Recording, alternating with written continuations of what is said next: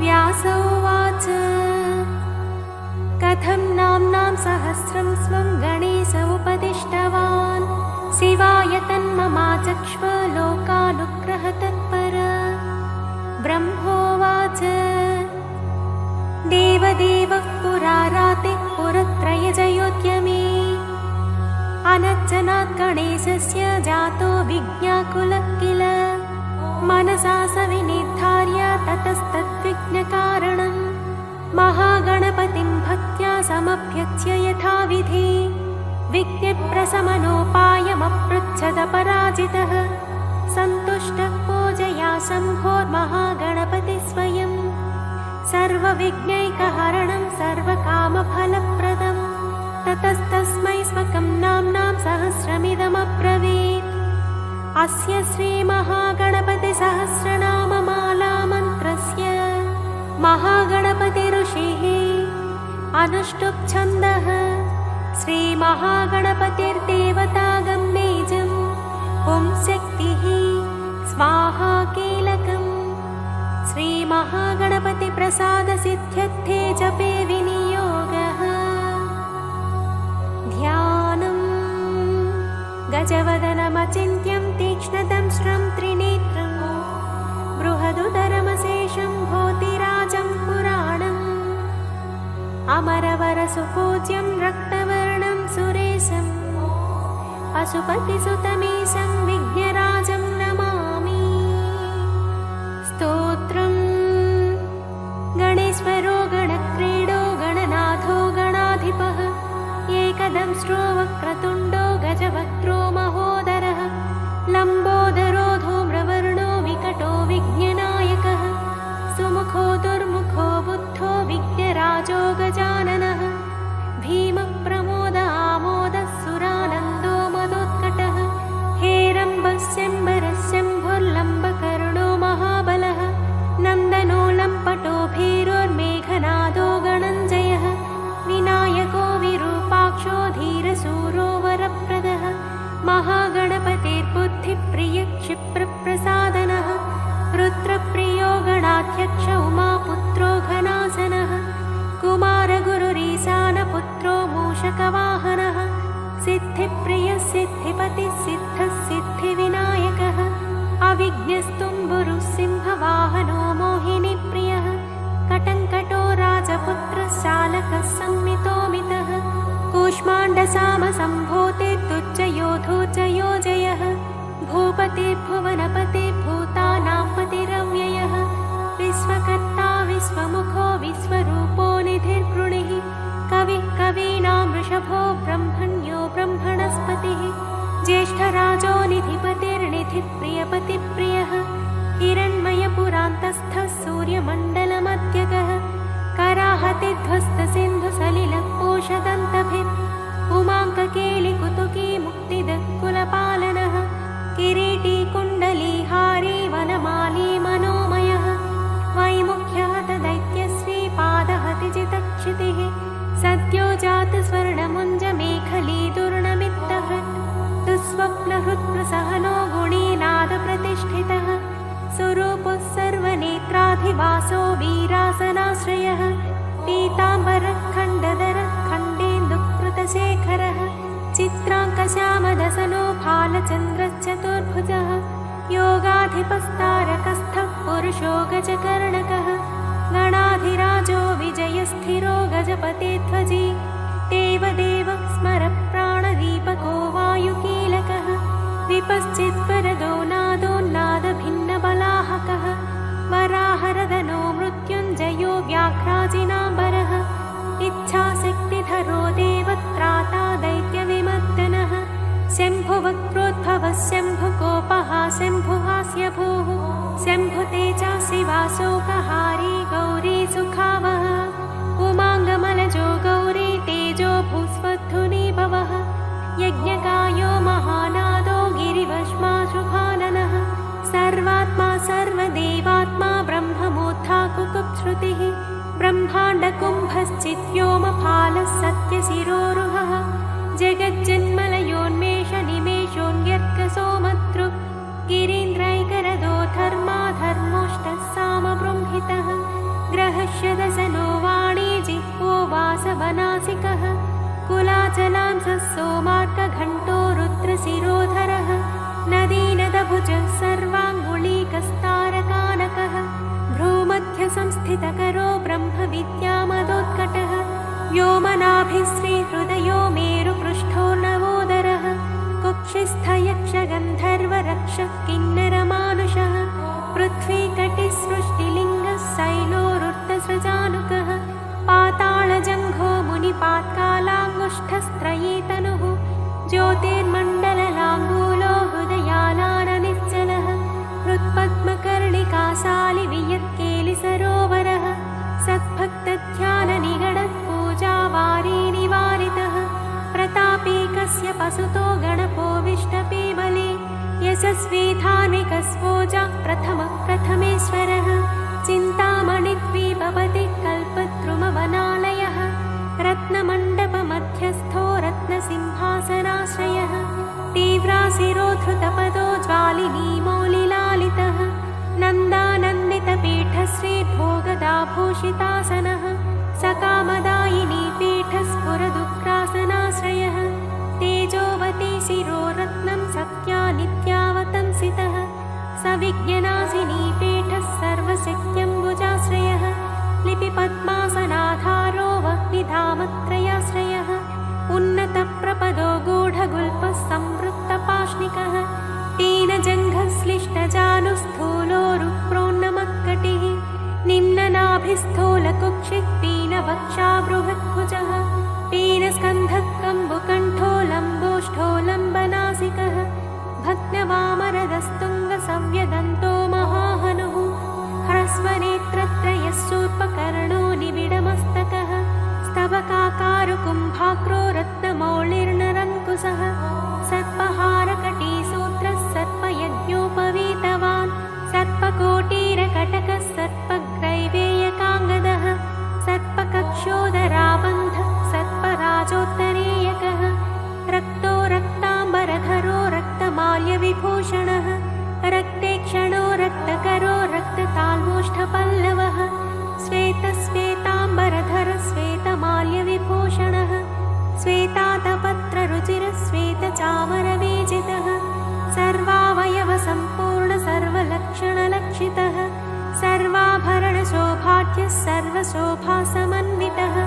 सर्वमङ्गलमाङ्गल्यः सर्वकारणकारणं सर्वदैककरः साङ्गी बीजापूरी गदाधरः इक्षुचापधरः शूली चक्रपाणिः सरोजभृत् पाशीधृतोत्पलशाली मञ्जरीभृत् स्वदन्तभृत् कल्पवल्लीधरो विश्वाभयदैककरो वशी अक्षमालाधरो ज्ञानमुद्रावान्मुक्तरायुधः पूर्णपात्रीकम्बुधरो विधृतालिसमुत्ककः मातुलुङ्गधरश्चोतकलिकाभृत्कुटारवान् पुष्करस्थस्वर्णघटी पूर्णरत्नाभिवर्षकः अतिसुन्दरीनाथो विनायकरतिप्रियः महालक्ष्मीप्रियतमः सिद्धलक्ष्मीमनोरमः रमारमेशपूर्वाङ्गो दक्षिणो मामहेश्वरः महीवराह वामाङ्गो रतिकन्दर्पपश्चिमः आमोदमोदजननः सप्रमोदप्रमोदनः समेधितसमृद्धः श्रीरुद्धिसिद्धिप्रवर्तकः दत्तसौमुख्यसुमुखः कान्तिकन्दलिताश्रयः मदनावत्याश्रिताङ्घ्रिकृतधौर्मुख्यदुर्मुखः विघ्नसम्पल्लवोपज्ञसेवो निद्रमदद्रवः विघ्नकृन्निघ्नचरणो द्राविणी शक्तिसत्कृतः तीव्रा प्रसन्ननयनो ज्वालिनी पालितैकदृक् मोहिनी मोहनो भोगदायिनी कान्तिमण्डितः कामिनी कान्तवक्त्रश्रीरधिष्ठितवसुन्धरः वसुन्धरामदोन्नद्धमहाशङ्खनिधिप्रभुः नमद्वसुमतीमौलिमहापद्मनिधिप्रभुः सर्वसद्गुरुसंसेव्यः शोचिष्केशहृदाश्रयः ईशानमूर्धा देवेन्द्रशिखापवननन्दनः अग्रप्रत्यग्रनयनो दिव्यास्त्राणां प्रयोगवित् ऐरावतादिसर्वासा वारणावरणप्रियः वज्राद्यस्त्रपरिवारो गणचण्डसमाश्रयः जया जय परिवारो विजया विजयावहः वाजिताचितपादाब्जो नित्यानित्यवतंसितः विलासिनी कृतोल्लासः सौण्डी सौन्दर्यमण्डितः अनन्तानन्तसुखदः सुमङ्गलसुमङ्गलः इच्छाशक्तिज्ञानशक्तिक्रियाशक्तिनिषेवितः सुभगा संश्रितपदो ललिता ललिताश्रयः कामिनी कामनः काममालिनी केळिलालितः सरस्वत्याश्रयो गौरी नन्दनः श्रीनिकेतनः गुरुगुप्तपदो वाचा सिद्धो वागीश्वरीपतिः नलिनी कामुको वामा रामो ज्येष्ठा मनोरमः रौद्रे मुद्रितपादाब्जो हुम्बीजस्तुङ्गशक्तिकः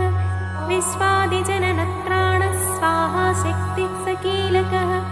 अमृताब्धिकृतावासो मदघूर्णितलोचनः उच्छिष्टगण उच्छिष्टगणेशो गणनायकः सार्वकालिकसंसिद्धिर्नित्यशैवो दिगम्बरः अनपायोऽनन्तदृष्टिरप्रमेयो जरामरः अनाविलो प्रतिरथो ह्यच्युतो मृतमक्षरम् अप्रतज्ञोक्षयो जय्यो नाधारो नामयोमलः अमोघसिद्धिरद्वैतमघोरो प्रमिताननः अनाकारोऽब्धिभूम्यग्निबलज्ञो व्यक्तलक्षणः आधारपीठ आधार आधाराधेयवच्चितः आखुकेतन आशापूरक आखुमहारथः इक्षुसागरमध्यस्थ इक्षुभक्षणलालसः इक्षुचापातिरेकश्रीरिक्षुचापनिषेवितः इन्द्रगोपसमानश्रीरिन्द्रनीलसमद्युतिः इन्दीवरदलश्याम इन्दुमण्डलनिर्मलः इत्मप्रिय इडाभाग इडाधामेन्दिराप्रियः इक्ष्वाकुविघ्नविध्वंसी इति कर्तव्यतेप्सितः ईशानमौलिरीशान ईशानसुत इतिः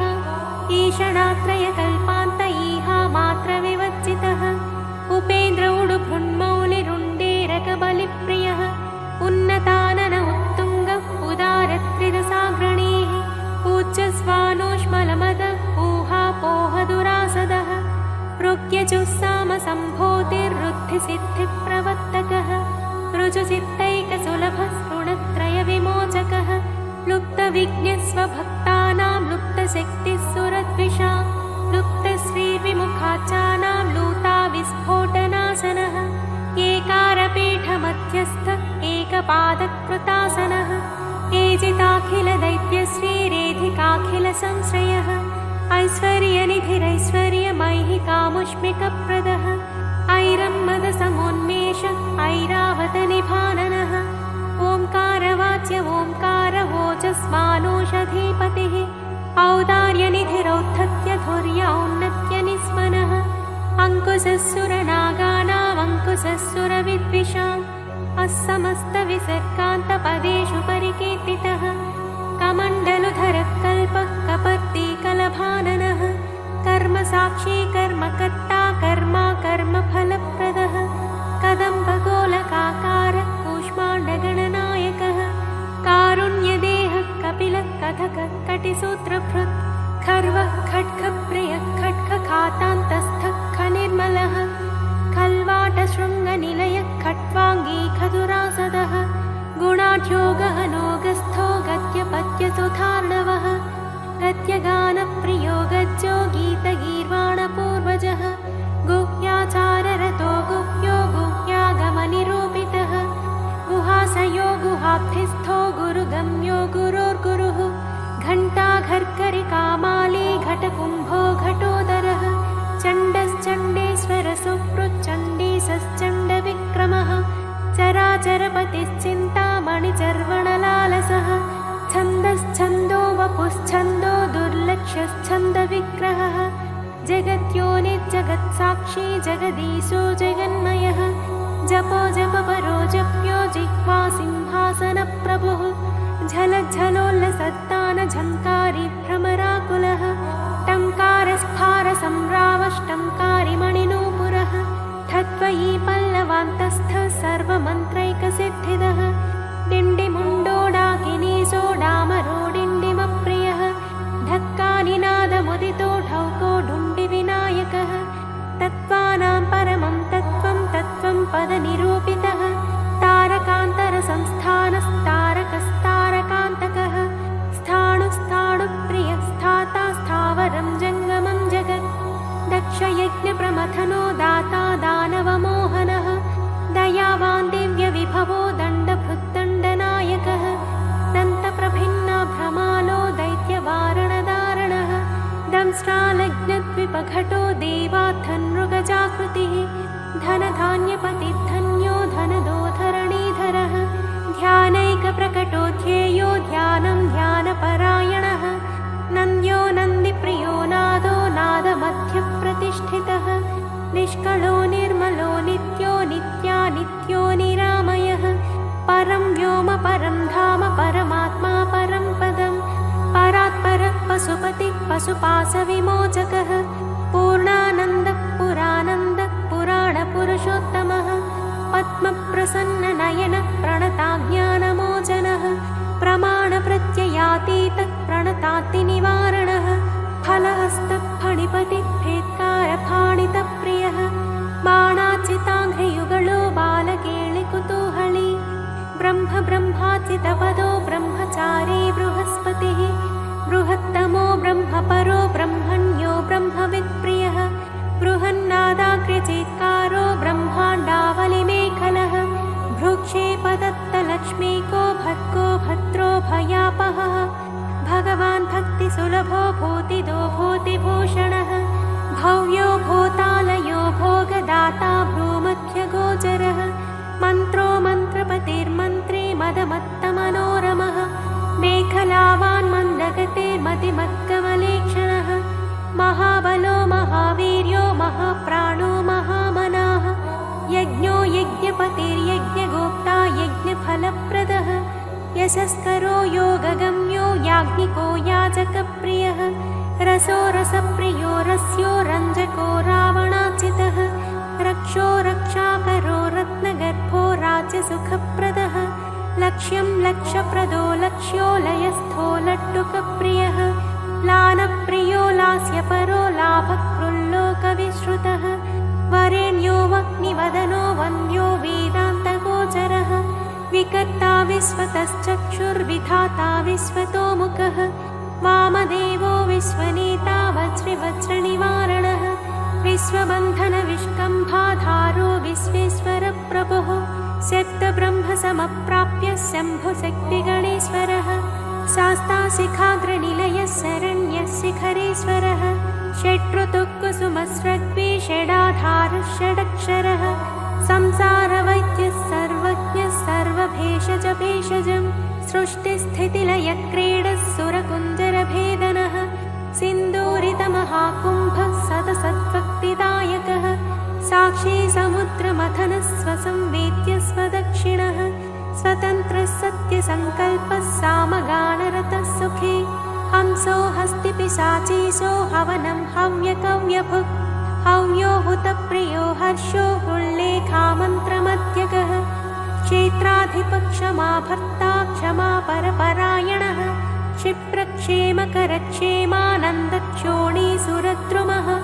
धर्मप्रदोद्धतः कामदाता सौभाग्यवर्धनः विद्याप्रदो विभवदो भुक्तिमुक्तिफलप्रदः आभिरूप्यकरो वीरश्रीप्रदो विजयप्रदः सर्ववश्यकरो गर्भदोषः पुत्रपौत्रदः मेधादः कीर्तिदः शोकहारी दौर्भाग्यनाशनः प्रतिवादिमुखस्तम्भो रुष्टचित्तप्रसादनः पराभिचारशमनो दुःखभञ्जनकारकः लवस्त्रुटिकलाकाष्ठानिमेषस्तत्परक्षणः घटीमुहूर्तं प्रहरो दिवानक्तमहर्निशं पक्षो मासोयनं वर्षं युगं कल्पो महालयः राशिस्तारातिथिर्योगो वारः करणमंसकं लग्नं होराकालचक्रं मेरुः सप्तर्षयो ध्रुवः राहुर्मन्दकविज्जीवो बुधो भौमः शशिरविः कालसृष्टिस्थितिर्विश्वं स्थावरं जङ्गमं च यत् भूरापोऽग्निर्मरुद्व्योमाहङ्कृतिः प्रकृतिः पुमान्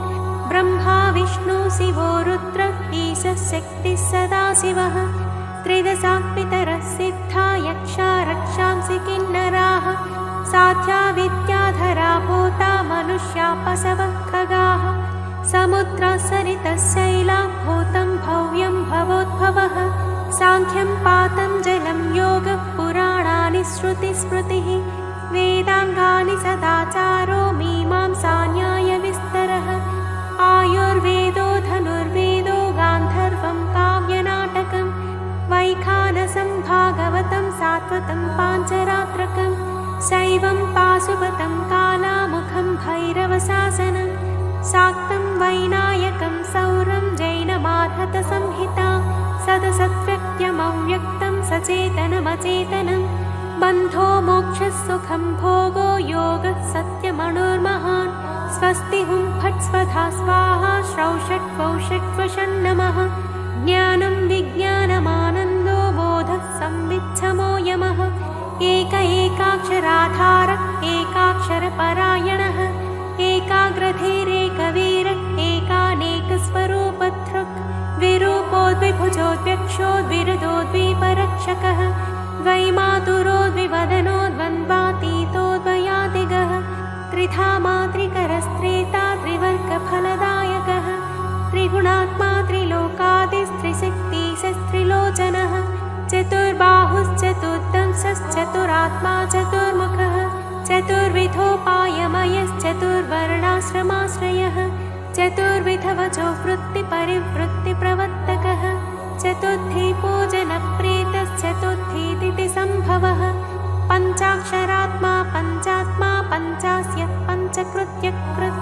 पञ्चाधारः पञ्चवर्णः पञ्चाक्षरपरायणः पञ्चतालः पञ्चकरः पञ्चप्रणवभावितः पञ्चब्रह्ममयस्फूर्तिः पञ्चावरणवारितः पञ्चभक्ष्यप्रियः पञ्चबाणः पञ्चशिवात्मकः षट्कोणपीठः षट्चक्रधामा षट्ग्रन्थिभेदकः षडध्वध्वान्तविध्वंसी षडङ्गुलमहाप्रदः षण्मुखः षण्मुखभ्राता षट्शक्तिपरिवारितः षड्वैरिवर्गविध्वंसी षडूर्मिभयभञ्जनः षट्तर्कदूरः षट्कर्मनिरतः षट्रसाश्रयः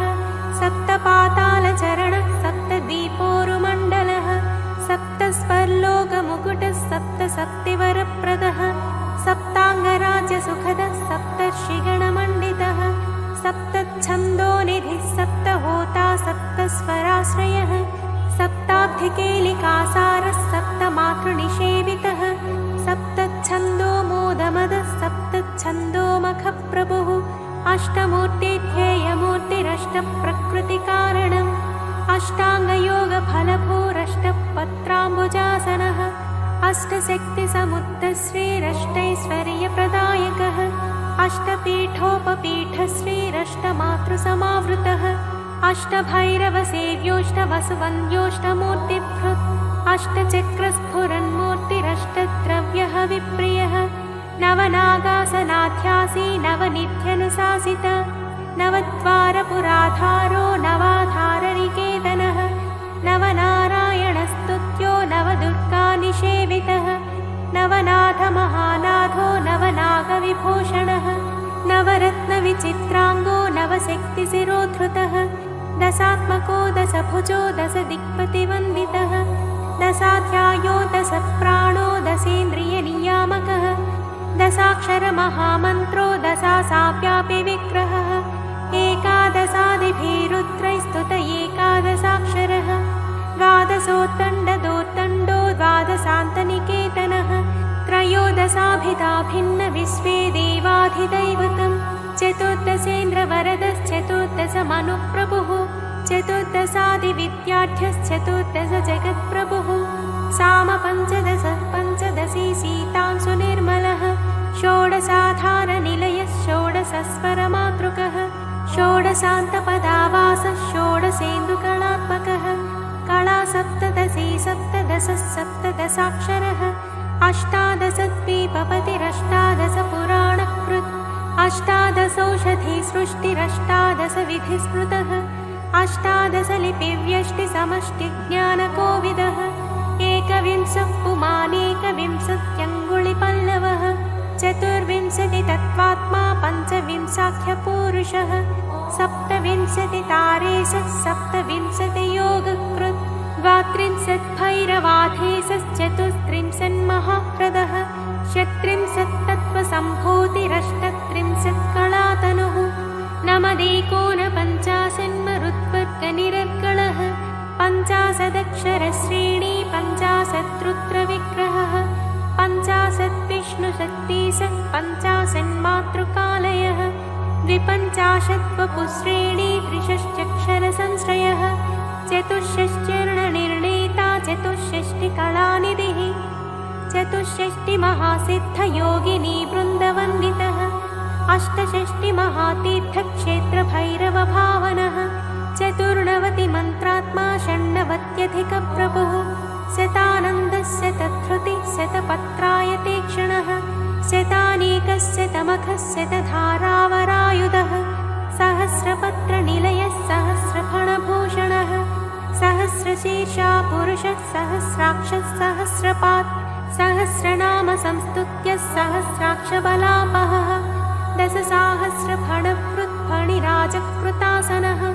अष्टाशीतिसहस्राद्यमहर्षिस्तोत्रयन्त्रितः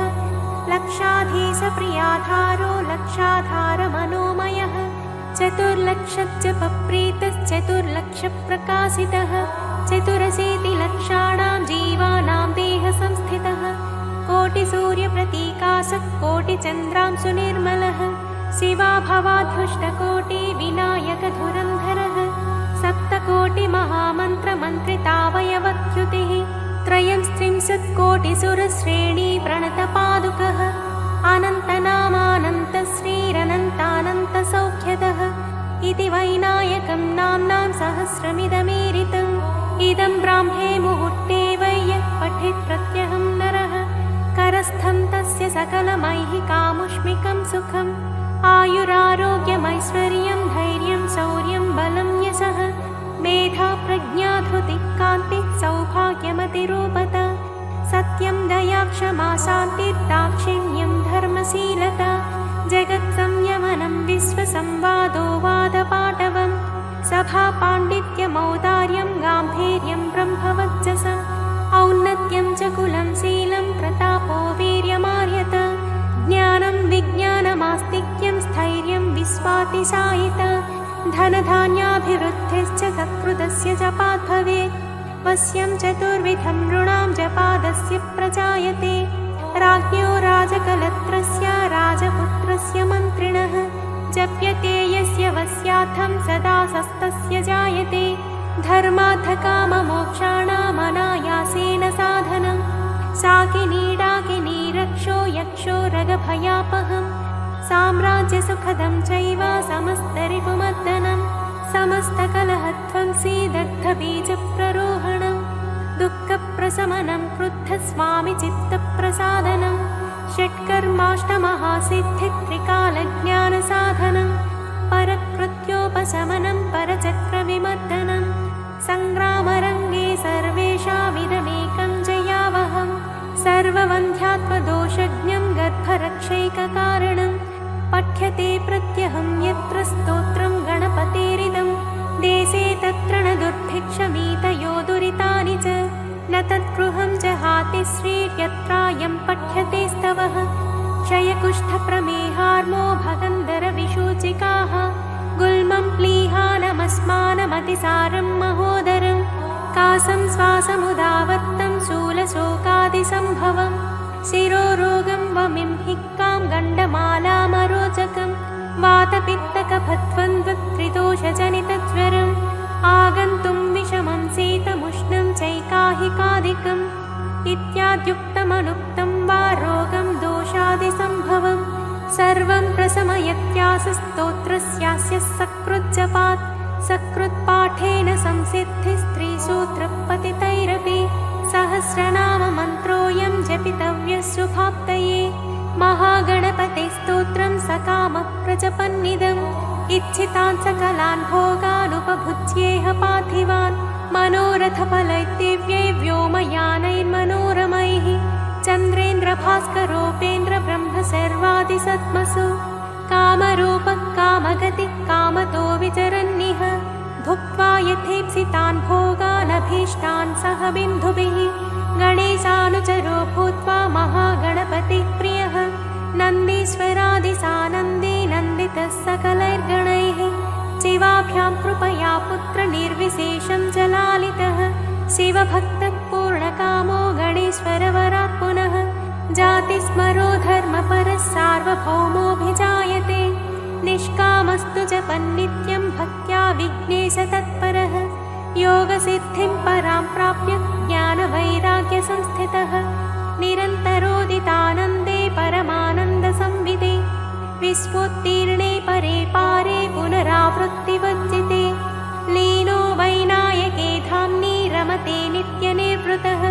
यो नामभिर्पुनेदेतैरर्चयेत् पूजयेन्नरः राजानो वस्यतां यान्ति रिपवो यान्ति दासतां मन्त्राः सिद्ध्यन्ति सर्वेऽपि सुलभास्तस्य सिद्धयः मूलमन्त्रादपि स्तोत्रमिदं प्रियतरं मम नभस्ये शुक्लायां चतुर्थ्यां मम जन्मनि दुर्वाभिर्नामभिः पूजां तर्पणं विधिवच्चरेत् अष्टद्रव्यैर्विशेषेण जुहुयात् भक्तिसंयुतः तस्येत्सितानि सर्वाणि सिद्ध्यन्त्यत्र न संशयः इदं प्रजप्तं पठितं पाठितं श्रावितं श्रुतं व्याकृतं चर्चितं ध्यातं विमृष्टमभिनन्दितम् इहामुत्र च सर्वेषां विश्वैश्वर्यप्रदायकं स्वच्छन्दचारिणाप्येष येनायं धार्यते स्तवः स रक्ष्यते शिवोद्भूतैर्गणैरत्युष्टकोटिभिः पुस्तके लिखितं यत्र गृहे स्तोत्रं प्रपूजयेत् तत्र सर्वोत्तमा लक्ष्मी सन्निधत्ते निरन्तरम् अकिञ्चनोऽपि मत्प्राप्तिचिन्तको नियतासनः जपेत्तु चतुरो मासान् गणेशार्चन तत्परः दरिद्रतां समुन्मूल्य सप्तजन्मानुगामपि लभते महतीं लक्ष्मीमित्याज्ञा पारमेश्वरी गणञ्जयो गणपतिर्हेरम्बोधरणीधरः महागणपतिर्लक्षप्रदः क्षिप्रप्रसादनः अमोघसिद्धिरमितो मन्त्रश्चिन्तामणिर्निधिः सुमङ्गलो बीजमाशा पूरको वरदः शिवः काश्यपो नन्दनो वाचा सिद्धो डुण्ढिविनायकः मोदकैरेभिरत्रैकविंशत्यानामभिः पुमान् यस्तौति मद्गतमनाममाराधनतत्परः स्तुतो नाम्नां सहस्रेण तेनाहं नात्र संशयः इति श्रीगणेशपुराणे उपासनाखण्डे महागणपतिप्रोक्तं श्रीमहागणपतिसहस्रनामस्तोत्रं सम्पूर्णम्।